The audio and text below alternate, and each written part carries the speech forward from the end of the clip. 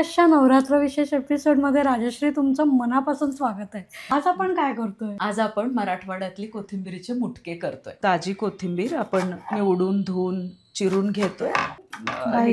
डाळीचं पीठ घ्यायचं, तिखट मीठ हळद जिरे पण टाकले तर जरा चवीनुसार मीठ। आता आपल्याला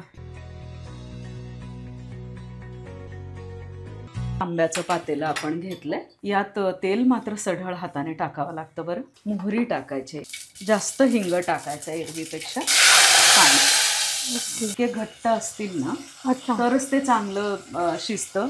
झाकण ठेवलं म्हणजे जरा लवकर ते शिजतील। ओके, पाणी आहे थोडंसं, ते बघा आता ही खालची बाजू ना छान खरपूस होणार नंतर। आता छान असं खरपूस होतं। बस आता याला आपल्याला उलट बाजूने काही वाफवण्याची वगैरे गरज नाहीये।